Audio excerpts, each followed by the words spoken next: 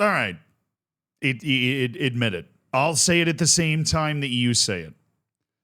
If you're not Italian, you probably haven't been watching Serie A or any Italian football this season. Okay, I said it. In the United States, Serie A is not particularly heavily marketed.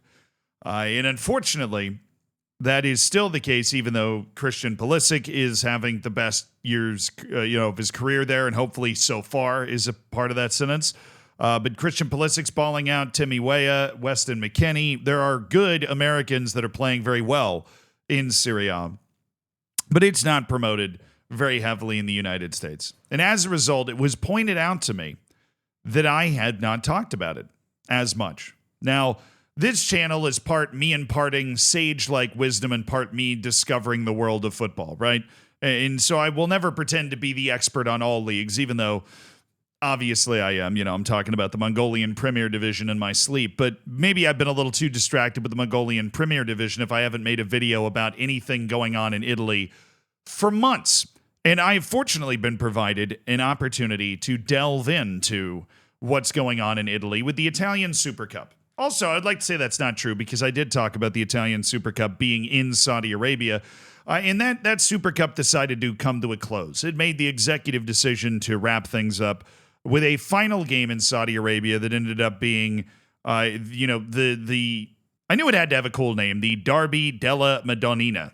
That is a sick name. But look, the two really good teams from Milan, AC Milan and Inter, got to play against each other. But instead of playing in the San Siro, which would have been packed and would have been awesome, they played in Saudi Arabia. And to be fair, it was packed, but it just becomes a bit of a road spectacle. I won't go too far down the road again, but I'm still on the side of I don't blame Serie A for taking the money, but it just harms the game in Italy. It harms the perception of the game in Italy that you've played this revamped Super Cup in January in Saudi Arabia, and now you have two of your flagship brands who should be playing in the San Siro or like the National Stadium as the designated final for the Super Cup or something. They're playing in Saudi Arabia in a match that ended up being fabulous. Inter got out to a 2-0 lead with a goal either side at halftime.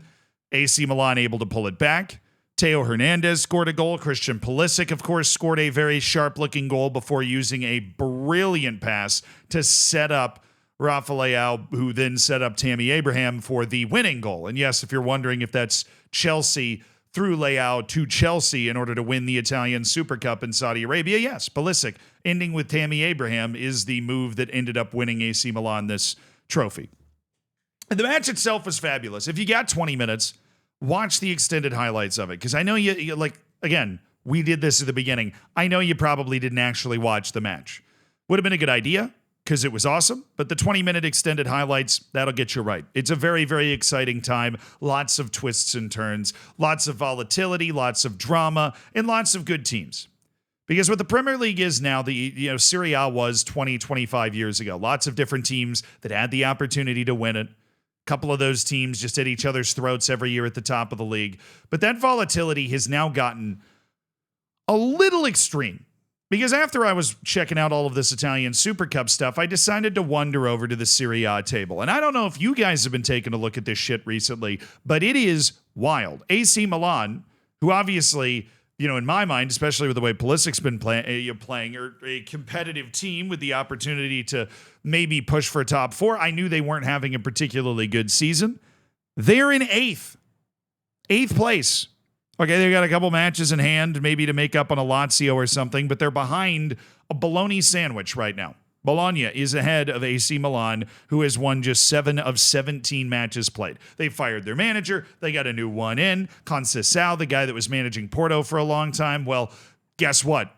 Now he's breakdancing in the locker room or whatever because they've won the Super Cup and maybe they've turned over a new leaf. Juventus is in 5th. Of course, Juventus, the old lady's long-time reign over Serie A, it's been broken for a little while and they're just trying to sludge their way back into the top 4. But the real surprise comes at the top. Inter, which has been a dominant force in Serie A for the last couple of years, is kind of faltering. They've won just 12 of their first 17 matches. They showed a chink in their armor losing the Italian Super Cup to AC Milan, which, look, even if it's not that important of a tournament, still hurts like hell to lose to your rival in a situation like that. And they are looking up at 2 teams on the table. In my opinion, the 2 most interesting teams in Italy. First, you have Atalanta. Now, I have long likened Atalanta to somebody playing a Football Manager save. They are an excruciatingly well-run club that is slowly but surely building itself up into a consistent presence in the Champions League and a consistent presence around the top of the league. They are sitting right now as the team with the second most goals in the league behind just Inter and on 41 points out of just 18 matches. But they are all looking up at Napoli, who is playing an absolutely diabolical, terrorist-style brand of football under Antonio Conte, who's done it again. You know that Arsenal fan TV clip? He's done it again, that fucking bastard, whatever. It's so English, I can't even begin to understand it, right? But that clip, that's Antonio Conte. Because you might not know this, but Napoli did not make it into continental competition at all this year. They're not even playing on the road in Kazakhstan in the Conference League. They didn't make it. They had a disastrous season last year. They had 3 different managers. All of this on the heel of them winning the league 2 years ago. Napoli is the Chelsea of Italy right now. They win the league, then it's a dumpster fire. 85 managers later, all of a sudden they're instantly back on top of the league. And the irony there is that Antonio Conte has coached both of those teams potentially to league titles. But Antonio Conte was brought in to try and fix this dumpster fire. He promptly lost the first match of the season. This is true. Lost the first match of the season to Hellas Verona, who is in 15th. 3-0. And then has turned that around to lose just 2 more matches. They have allowed 12 goals in 19 matches. So when I say they're playing a diabolical brand of football, that's what I'm talking about. And they're currently top of the league. And this is setting up for potentially the most exciting league race out of the top 5 leagues to pay attention to right now.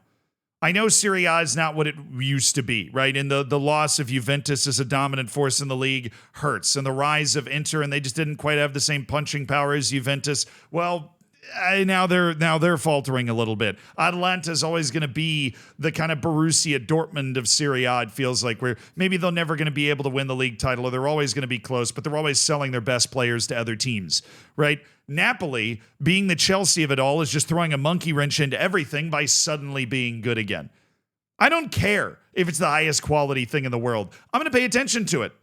Now, I'm committing to this, to you, in a public forum, that I am going to pay attention to Serie A this season because I believe it is going to be rewarding. In their stadiums that are kind of slowly falling down, in the ruins of their empire of the once undisputed best league in the world, these teams are still turning in a season that is fabulously interesting, even if Jose Mourinho's not managing in the league anymore, which, by the way, that doesn't look like the best move because now Roma's down in 10th.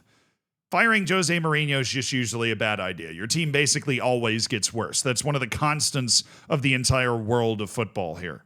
But if we win all our matches in hand right on this table right now, it's Inter on 46, Napoli on 44, Atalanta on 44. That's a juicy burger right there. Right? This is no McDonald's patty that's, thinner than the palm of my hand, right? This is a fat burger. And we're halfway through the season. I think the back half could be really exciting. But also, if you're halfway through the season, you got to take Napoli seriously at this point, right? You win the league, you crash and burn and miss everything last year, and you're terrible, and you fire multiple coaches. You hire Antonio Conte.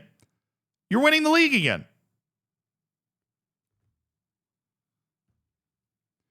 Leagues need teams like that. There are your Atalantas, there are your Inters, and then there are your Napolis. But to be a fan of one of those teams, though, I would imagine a little frustrating. Just a little bit. Thank you, Serie A, for giving us some drama and high-quality matches, even if, they are in Saudi Arabia. Whatever.